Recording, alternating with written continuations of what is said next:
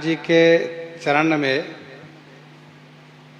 24 चिन्ह है, 48 चिन्ह है। उनमें से 22 चिन्ह को स्वामी श्री नाभा जी ने स्मरण किया।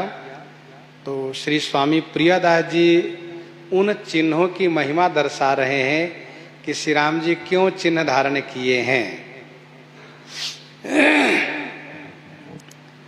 जब है तो सुनो सदा दाता सिद्धि विद्या ही को, सुमति सुगति सुख संपत्ति निवास है। जब हेतु सुनो सदा दाता सिद्धि विद्या ही को। भगवान श्री राम के चरण में जौ चिन्ह है, जौ। इसका हेतु सुनो। इसका हेतु माने कारण क्या है? तो कहा सदा माने हमेशा, सिद्धि विद्या को दाता। सदा हमेशा सभी सिद्धि और सभी विद्या को प्रदान करने वाला ये जौ चिन्ह है। अर्थात भगवान के चरण में जो विराजित जौ चिन्ह है, उनको ध्यान करने से सभी सिद्धियां प्राप्त होती है। अणिमा गरिमा लघिमा महिमा प्राप्ति प्रकाम्य ईशित्व वसित्व और सभी विद्या प्राप्त हो जाती है। ऋग्वेद यजुर्वेद अथर्ववेद सामवेद शिक्षा कल्प व्याकरण निरुक्त ज्योतिष छंद पुराण न्याय मीमांसा, ये सभी विद्या प्राप्त हो जाती है। मुंडकोपनिषद में वर्णन किया गया है कि विद्या दो भाग में है। विद्या का दो भाग है। चाहे जितना अध्ययन कीजिए आप, वेद पुराण शास्त्र संहिता उपनिषद न्याय मीमांसा जो भी पढ़िए, सभी पढ़ने का, सभी विद्याओं का दो भाग है। दो नाम है, एक है अपरा और दूसरा नाम है परा। अपरा विद्या वह है जिससे कि परिवार का पोषण होता है। परिवार का पोषण हो, वह अपरा विद्या है। परिवार का पोषण हो तथा अपना जीवन यापन व्यवसाय निर्बाध्य रूप से चलता हो, वह अपरा विद्या के अंतर्गत है। और परा विद्या है कि ब्रह्म का ज्ञान हो, ब्रह्म में अनुरक्ति हो, भगवान का ज्ञान हो, भगवान में अनुरक्ति हो, परा विद्या है। तो परा विद्या कहीं अलग से नहीं आती है। अपरा और परा उसी में से दो भाग है। सभी विद्याओं का दो भाग है। अपरा विद्या मतलब जिसमें कि परिवार पोषण हो, अपना जो व्यवसाय है, धंधा है, नौकरी है, इन सब में उससे काम लें, उनसे सफलता मिले, वो अपरा विद्या है। और परा विद्या का मतलब भगवान का ज्ञान हो और भगवान में अनुरक्ति हो, परा विद्या है। आगम निगम पुराण अनेका, पढ़े सुने कर फल प्रभु एका। तव पद पंकज प्रीति निरंतर, सब साधन कर यह फल सुंदर। भगवान में अनुरक्ति ही परा विद्या कहलाती है। और सांसारिक व्यवहार, सांसारिक पारिवारिक पोषण, ये अपरा विद्या है। तो सारी विद्या, सारी सिद्धि को देने वाला है कौन? जौ।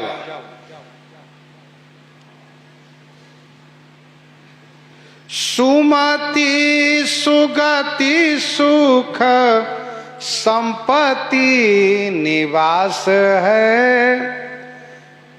इस जौ के ध्यान करने वाले को और क्या मिलेगा?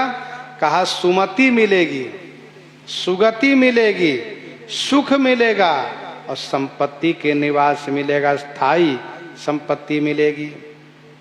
अर्थात जव के ध्यान करने से सब सुख प्राप्त होगा।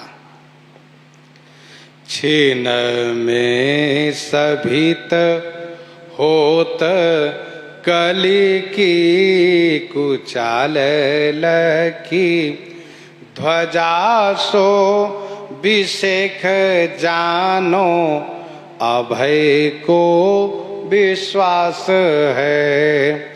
छीन में सभित होत कली को कुचाल लखी, कली को कुचाल लखी, कलजू के कुचाल को लखी माने देख करके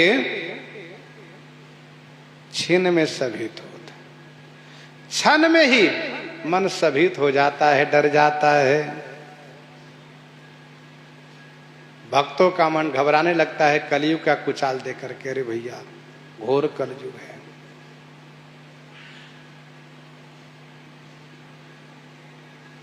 भगवान श्री राम जी के चरण में जो ध्वजा का चिन्ह है, उस ध्वजा सो विषेख जानो, ध्वजा को विशेष रूप से समझिए। क्या? अभय को विश्वास है, निर्भयता को विश्वास दिलाने वाला है ध्वजा। मतलब ये जैसे राज्य की सीमा पर गए, राज्य की सीमा पर गए और डर है कहीं ऐसा नहीं कि दूसरे राज्य की सीमा में तो नहीं चले गए, दूसरे राज्य दूसरे देश की सीमा में तो नहीं चले गए। यदि दूसरे देश की सीमा में जाएंगे तो बंदी बन जाएंगे, पकड़े जाएंगे। लेकिन यदि देश की सीमा पर, राज्य की सीमा पर देश की झंडा लहरा रहा हो, देश की झंडा लहरा रहा हो, ध्वजा हो, तो उसको देखने के बाद मन में उत्साह होता है, प्रसन्नता होती है कि ये तो मैं अपने देश की सीमा में हूं। वैसे ही भगवान श्री राघवेंद्र के चरण के जो ध्वजा चिन्ह है, उसको ध्यान करने से मन निर्भय हो जाता है कि मैं तो अपने श्री राम जी के राज्य में हूं। राजा मेरो राजा राम अवध शहर, राजा मेरो राजा राम अवध शहर। श्री राम जी रक्षक हैं। तुलसीदास रघुनाथ बाहुबल सदा भय काहू न डरई। तो ध्वजा के ध्यान करने से मन निर्भय हो जाता है।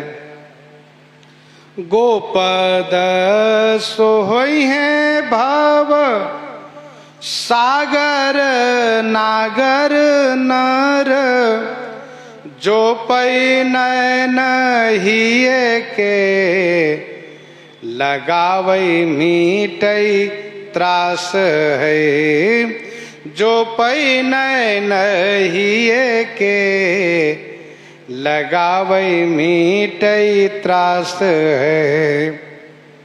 गोपद सोहई हो भव सागर नागर नर। नागर नर माने चतुर मनुष्य, चतुर भक्त। यदि गोपद माने गोपद चिन्ह को, भगवान श्री राघवेंद्र के चरण में गोखुर चिन्ह है, गोपद। गोपद चिन्ह को यदि कोई भक्त ध्यान करता है, जो चतुर भक्त है, वह चतुर जो कठिन काल मरकोश धर्म न ज्ञान न जोग जप परिहरि सकल भरोस राम ही भजहि ते चतुर नर। ऐसे चतुर भक्त जब उस गोपद को ध्यान करता है तो उसके लिए भवसागर गोखुरवत हो जाता है। गोपद सोहई है भव सागर नागर नर, जो पै नैन हिये के लगावई मीटई त्रास है। जो पै माने यदि, पै माने निश्चय ही, यदि निश्चय ही, हिये के नयन हृदय के नेत्र को लगा दे। कहां? उस गोपद चिन्ह में, ध्यान में, तो मीटई त्रास है, भव का त्रास मिट जाए, संसार का भय समाप्त हो जाए। कपट कुचाल माया बल सब जीतिबे को, दर को दरस कर जीत्यो अनायास है। कपट कुचाल माया बल सब जीतिबे को। माया का कपट, माया की कुचाल, माया का बल सबई जीतिबे को। इन सब को जीतने के लिए क्या करना चाहिए? कहा दर को दरस कर। दर माने शंख का दर्शन करना चाहिए। दर माने शंख का दर्शन। दर को दरस कर जीत्यो अनायास है। अनायास माने सहज में माया बल को जीता जा सकता है। व्यापी रहूं संसार में हूं माया कटक प्रचंड, सेनापति कामादि भट दंभ कपट पाखंड। उसको बड़ी आसानी से, सहजता से जीता जा सकता है। क्या करने से? तो भगवान के चरण में जो शंख का चिन्ह है, दर माने शंख, उसको ध्यान करने से। काम हूं निशाचर के मारिबे को चक्रधार्यो, मंगल कल्याण हेतु स्वस्ति कहूं मानिए। काम हो निशाचर को। ये जो काम विकार है ना, यही निशाचर है। काम विकार ही राक्षस है। इसको मारने के लिए, इसको मारने के लिए श्री राम जी अपने चरण में चक्र का चिन्ह धारण किए हैं। काम हूं निशाचर हूं मारिबे को चक्रधार्यो। काम का अर्थ, काम तो है ही, काम माने ये जो कामनाएं होती है ना, बहुत इच्छाएं, इच्छा परीक्षा, इच्छा परीक्षा, कामना पर कामना जो होती जाती हैं, सारी कामनाओं को मारने के लिए भगवान अपने चरण में चक्र का चिन्ह धारण किए हैं। मंगल कल्याण हेतु स्वस्ति कहूं मानिए। और मंगल कल्याण चाहिए तो स्वस्तिक चिन्ह का ध्यान करना चाहिए। स्वस्तिक चिन्ह है। स्वस्तिक चिन्ह बनाया जाता है शुभ के लिए। शुभ लाभ लिखा जाता है, स्वस्तिक चिन्ह बनाया जाता है। तो मंगल कल्याण है तो स्वस्तिक कहूं मानिए। और मांगलिक जम्बू फल फल चारिहूं को फल, कामना अनेक विधि पूर्ण निहित ध्याइए। मंगलिक जम्बू फल, ये जो जम्बू फल है ना भगवान के चरण में, जम्बू फल का जो चिन्ह है, जामुन फल का चिन्ह, ये क्या है? कहा चारिहूं फल को फल। चारों फल के भी फल है। चार फल कौन है? अर्थ, धर्म, काम और मोक्ष। इन चारों फल के भी फल है। तो चारों फल का फल क्या है? प्रेम। प्रेम ये पंचम पुरुषार्थ कहा जाता है, पंचम फल है। फल चारिहूं को फल,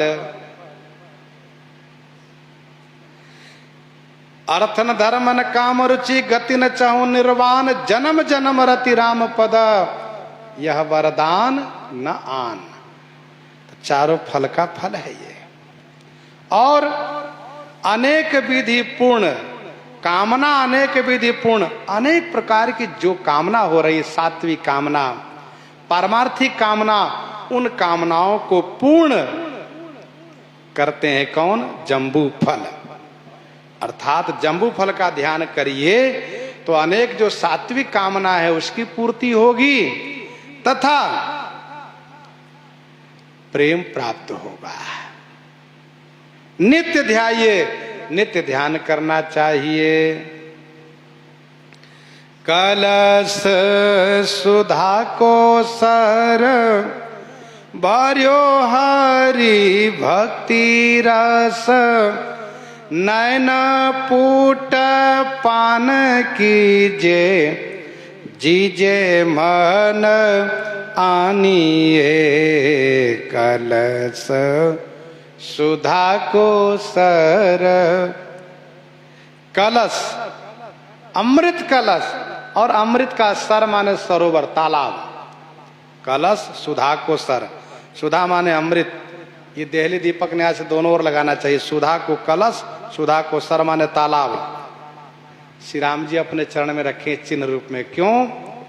ये भर्यो हरि भक्ति रस, ये भगवान की भक्ति रस से परिपूरित है वह कलश, वह तालाब।